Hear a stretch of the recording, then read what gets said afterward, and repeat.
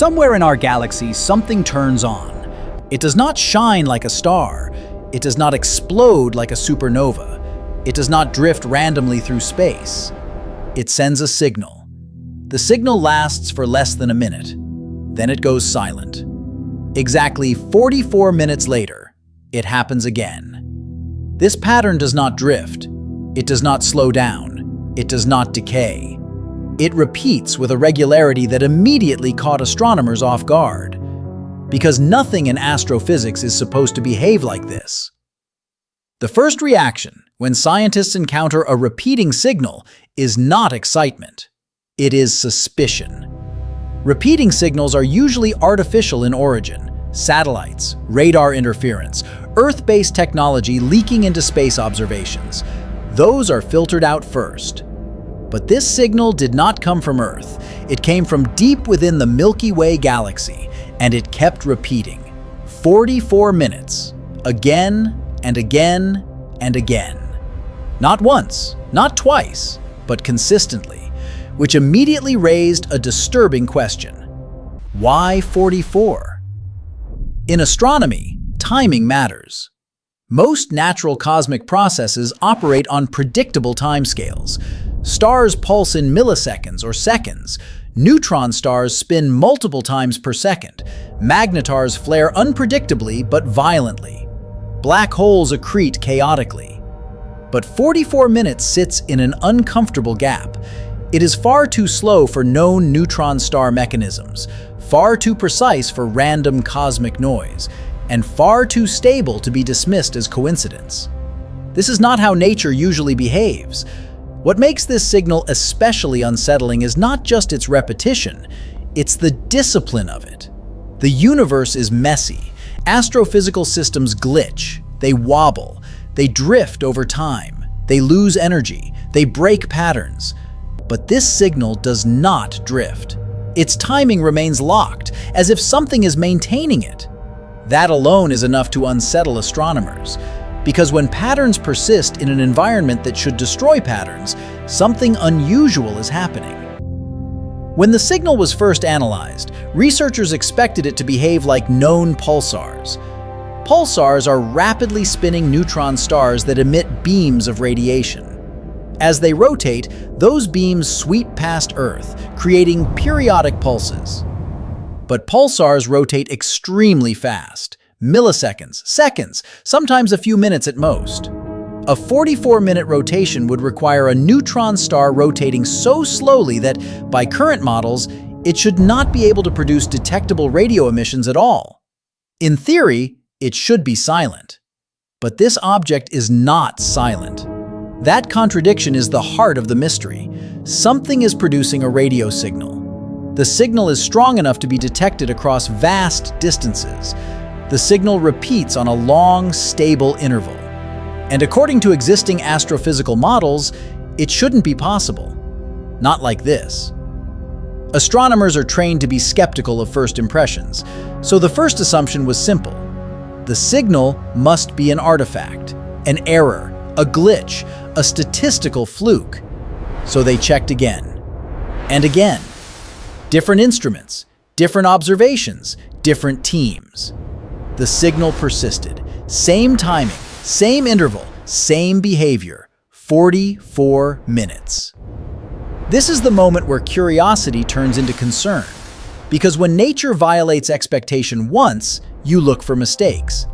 But when it violates expectation repeatedly under controlled observation, the problem is no longer the data. The problem is the model. At this point, astronomers faced an uncomfortable reality. Either our understanding of compact objects, neutron stars, magnetars, exotic remnants, is incomplete. Or this signal belongs to an entirely new category of cosmic phenomenon. Neither option is reassuring. To understand why this matters, we need to slow down and explain what astronomers were actually detecting and how unusual it really is. Because the signal itself is only the surface. The deeper problem lies in what must be happening at its source. And once we understand that, the mystery becomes much harder to ignore.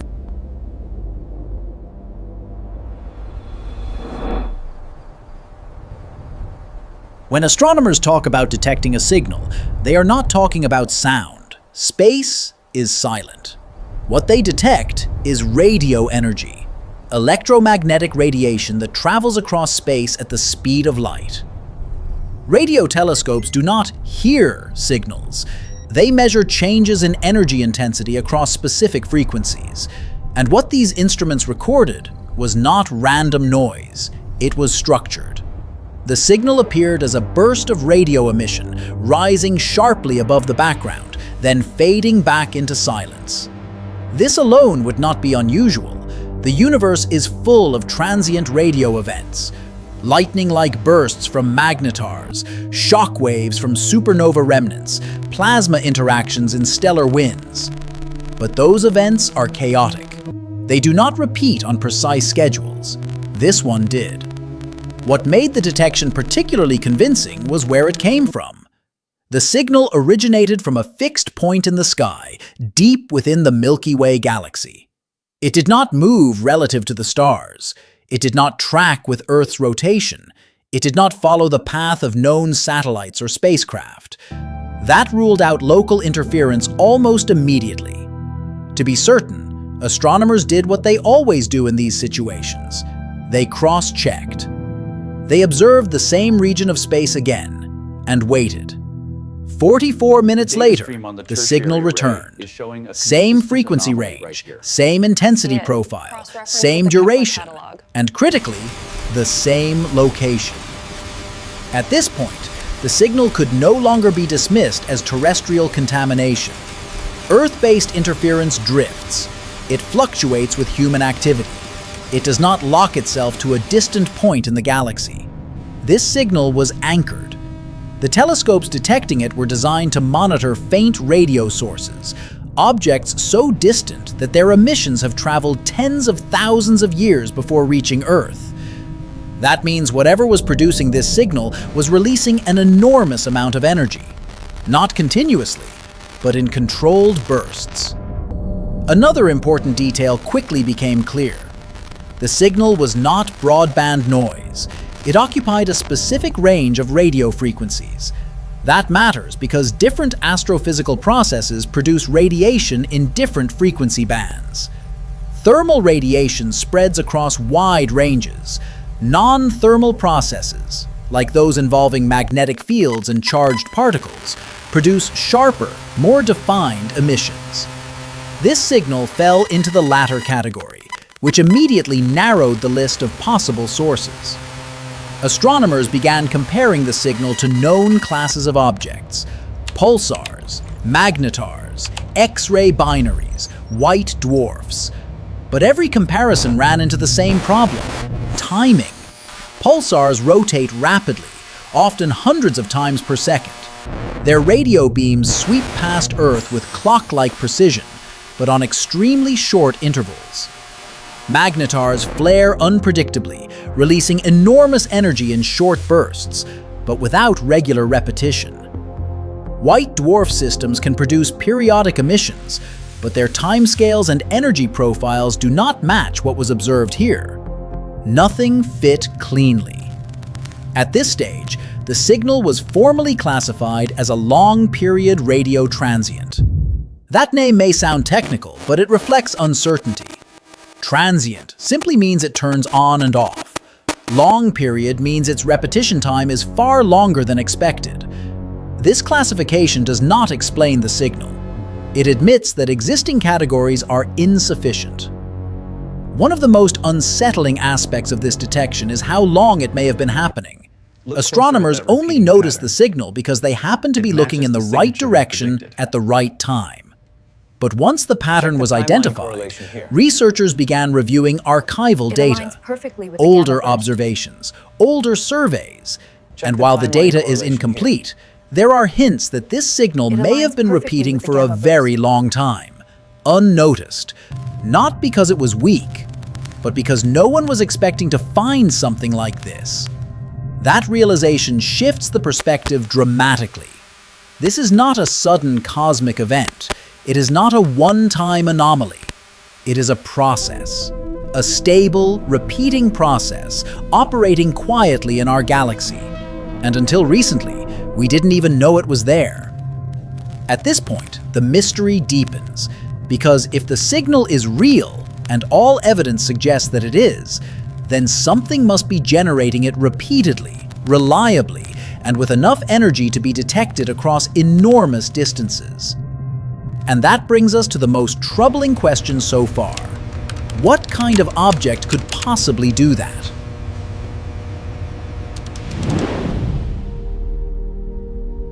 To understand why a 44-minute signal is such a problem, we need to talk about what astrophysics actually expects from objects that emit radio waves. In the universe, powerful radio signals almost always come from extreme objects. Black holes, neutron stars, magnetars. These are compact remnants, objects with enormous mass packed into incredibly small volumes. And when it comes to repeating signals, neutron stars are usually the first suspect. Neutron stars are the collapsed cores of massive stars. They are only about 20 kilometers across, but they contain more mass than the Sun. Because of this extreme density, neutron stars rotate rapidly. When a massive star collapses, conservation of angular momentum causes the core to spin faster and faster, much like an ice skater pulling in their arms. The result is a neutron star that can rotate multiple times per second. Some rotate hundreds of times per second. Many neutron stars emit radio beams from their magnetic poles. As the star spins, these beams sweep across space. If one of those beams crosses Earth, we detect it as a pulse. This is what a pulsar is. And pulsars are among the most precise clocks in the universe. Their rotation periods are incredibly stable, but they are also fast. Here is the problem. A neutron star rotating once every 44 minutes is extraordinarily slow. So slow that according to established theory, it should not be able to generate the conditions necessary to produce detectable radio emission. The electric fields weaken, particle acceleration drops, the radio mechanism shuts down. In astrophysical terms, such a star should be dead, silent. This expected boundary is known as the pulsar death line. Once a neutron star's rotation slows beyond a certain point, it should stop emitting radio pulses entirely. Yet this object is clearly emitting, and it is doing so repeatedly. That places it on the wrong side of a very well-tested theoretical line.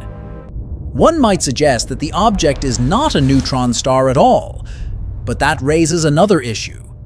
Very few cosmic objects can produce strong, focused radio emissions. Planets emit weak radio signals, but they are far too faint to detect across galactic distances. Stars emit radio noise, but not in sharp, periodic bursts. Black holes do not emit radio signals on their own, only through chaotic interactions with surrounding matter. Nothing about those processes produces a stable 44-minute rhythm. This is why the timing matters more than the signal itself.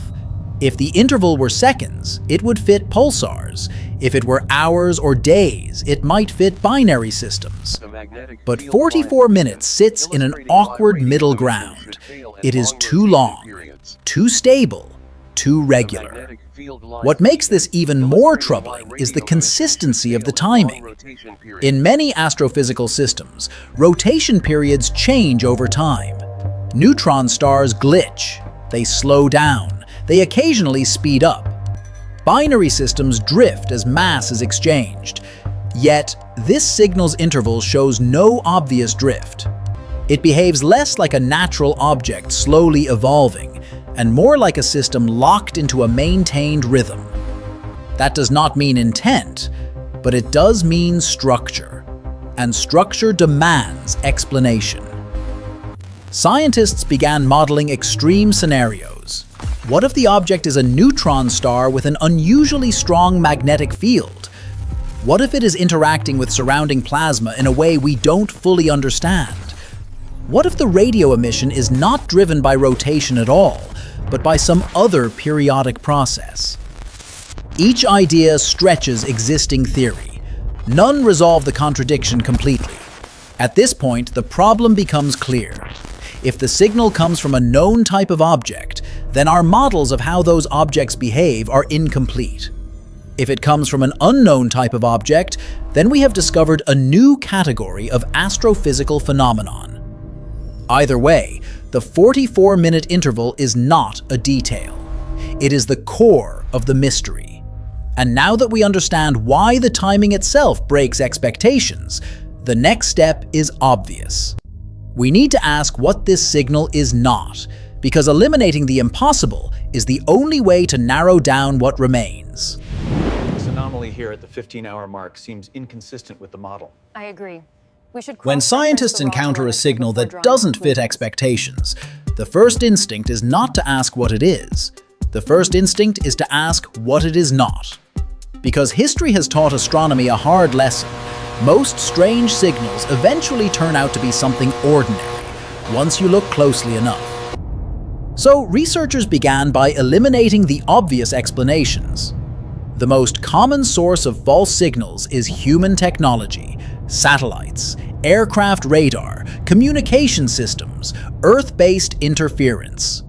These signals leak into radio telescopes all the time, but they have fingerprints. They drift as Earth rotates. They change with human activity. They appear across wide frequency ranges.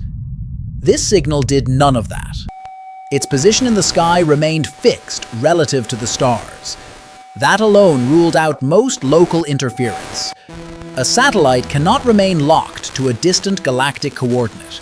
It moves. This signal did not. Next, scientists considered whether the source could be a known spacecraft.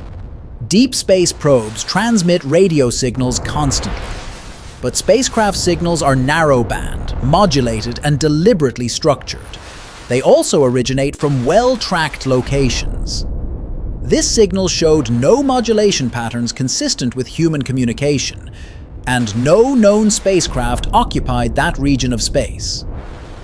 The possibility of atmospheric effects was also examined. Earth's ionosphere can distort radio waves, sometimes producing unusual artifacts. But those distortions vary with weather, solar activity, and time of day. The 44-minute interval did not vary. It was immune to Earth's atmosphere. At this point, terrestrial explanations were effectively ruled out. So attention shifted outward. Could the signal be coming from a planet? Planets can emit radio waves, particularly when interacting with stellar winds.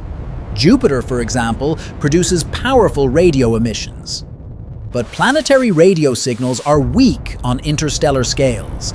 They also fluctuate unpredictably, and they do not repeat with extreme regularity over long periods. This signal was far too strong, far too distant, and far too disciplined. What about stars? Some stars produce periodic variability. Pulsating stars brighten and dim. Binary stars eclipse one another. But stellar radio emissions tend to be broad, noisy, and slow. They do not produce short, sharp bursts at fixed intervals. Once again, the pattern didn't match. Fast radio bursts were another candidate. Fast radio bursts are powerful, millisecond-long flashes from distant galaxies. Some repeat, but their repetition is irregular, and their durations are far shorter than what was observed here. This signal was slower, longer, and far more regular. With each elimination, the list of possibilities narrowed, and with each narrowing, the problem became more uncomfortable, because the signal was behaving like something controlled, not chaotic. That does not imply design, but it does imply that simple explanations are no longer sufficient. Scientists are cautious with language. They avoid words like impossible. But in this case, they began using phrases like highly unusual, not well understood, inconsistent with current models. Those phrases are academic understatement. What they really mean is, We don't know how this is Skeptical of happening. this spike at the 400 By this megahertz point, range. It the seems mystery anomalous. had survived It does. We every need to routine cross-reference the explanation. atmospheric interference It was model not from that Earth, period. not a satellite, not a planet, not a normal star, not a known pulsar. The signal remained, repeating, unchanged, 44 minutes. This is the moment where scientific curiosity deepens, because once the easy answers are gone, the remaining ones demand new thinking. And that leads directly to the most serious hypotheses now being explored. Not speculation, but the best explanations science currently has.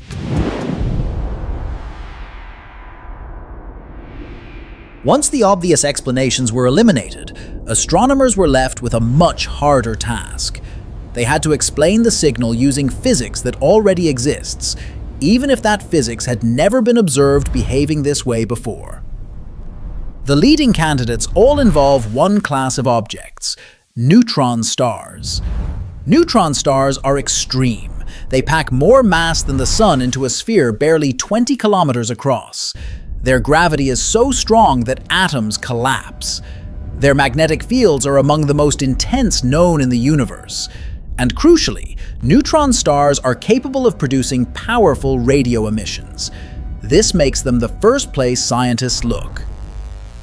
One possibility is that the source is a neutron star rotating far more slowly than any known pulsar. In theory, neutron stars are born spinning rapidly. Over time, they lose energy and slow down. Eventually, they cross the pulsar death line and stop emitting radio waves. But what if this object exists near that boundary? What if it is rotating once every 44 minutes, barely maintaining the conditions required to produce a radio pulse? This idea has a certain appeal. It preserves known physics. It avoids introducing exotic new objects, and it explains the regular timing. But it creates new problems. A neutron star rotating that slowly should be radio silent. The electric fields required to accelerate charged particles along magnetic field lines would be too weak. The emission mechanism should collapse.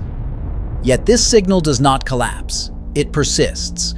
To make the model work, scientists must assume unusually strong magnetic fields, far stronger than typically observed. This leads to the second major hypothesis. The source could be a magnetar. Magnetars are a rare subclass of neutron stars with extraordinarily powerful magnetic fields, trillions of times stronger than Earth's.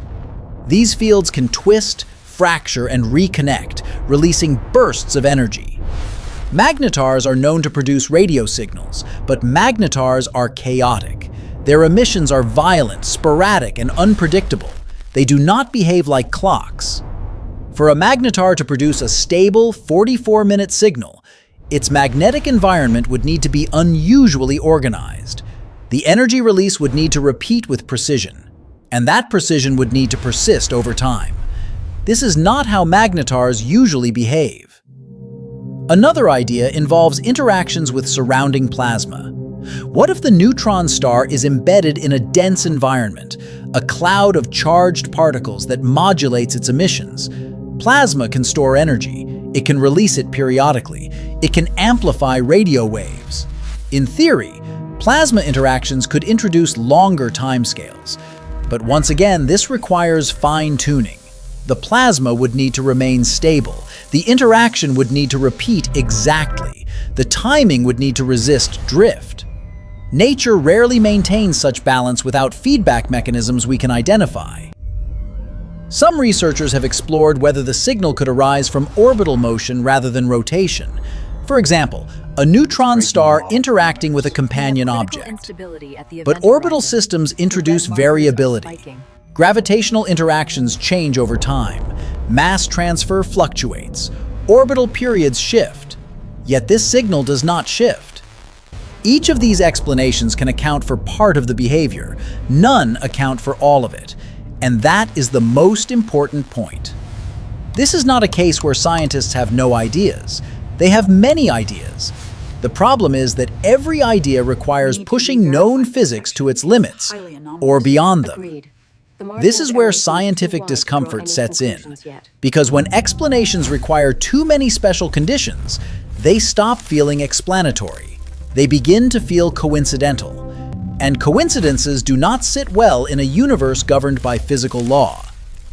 That does not mean the signal is artificial. It does not mean it is intentional. It means we are observing something that does not fit comfortably within our existing framework. And when that happens, history tells us one of two things is coming. Either we will discover a new mechanism within known physics, or we will expand our understanding of what kinds of objects exist in the universe. Both outcomes are significant, but before we go there, we need to confront something even more unsettling: the fact that this signal may not be unique, and that the universe may be filled with similar phenomena that we simply haven't been equipped to notice. What unsettles astronomers most about this signal is not any single detail. It's the combination, a repeating pattern, a long, stable interval, a source powerful enough to be detected across vast distances, and no explanation that fits cleanly within existing models.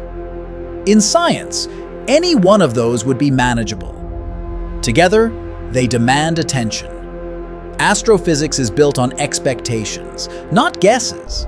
Expectations grounded in decades of observation, theory, and simulation. When an object violates one expectation, it is interesting. When it violates several at once, it becomes problematic. This signal violates timing expectations. It violates energy expectations. It violates stability expectations. And yet, it persists. One of the most uncomfortable aspects of this discovery is how quiet it is. There is no explosion, no dramatic flare, no obvious disruption, just a pulse, then silence, then another pulse, exactly 44 minutes later.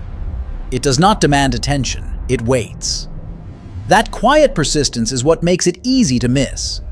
Radio telescopes scan enormous portions of the sky, but they are limited by time, coverage, and sensitivity. They do not watch every direction continuously, they sample.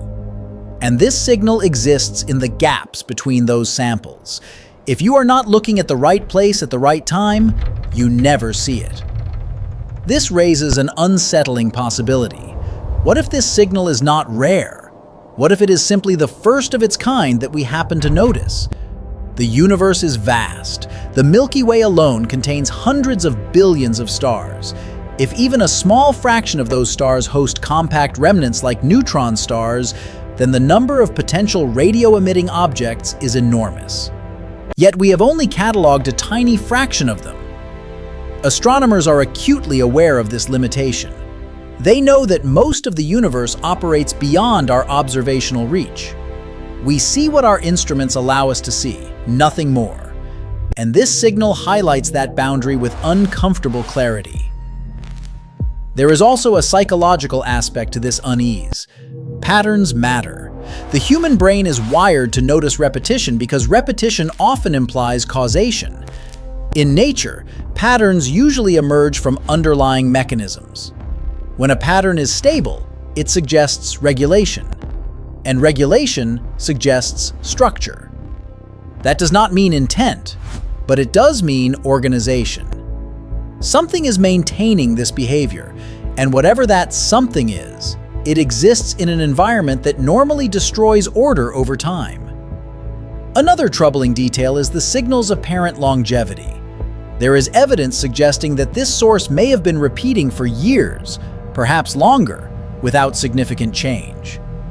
Astrophysical systems evolve, they age, they lose energy, they change behavior. This one hasn't, at least not in ways we can detect.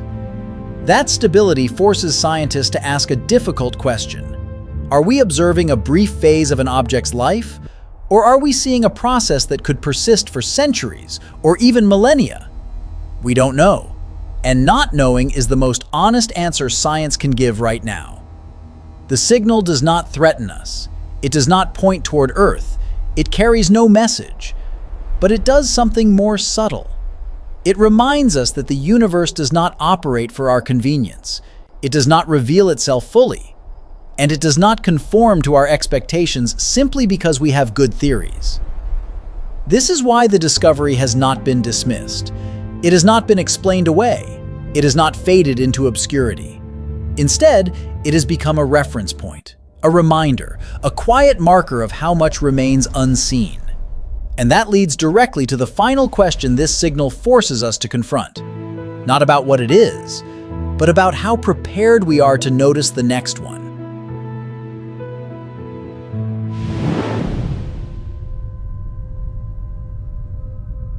The discovery of a signal that repeats every 44 minutes does not mean we are witnessing something extraordinary in isolation. It means we are finally noticing something that may have been happening all along. Astronomy has always been shaped by the limits of our instruments. Every major discovery, pulsars, quasars, gamma-ray bursts, arrived only after technology made it possible to see them. Before that, those phenomena existed unnoticed, invisible. The universe did not change. We did.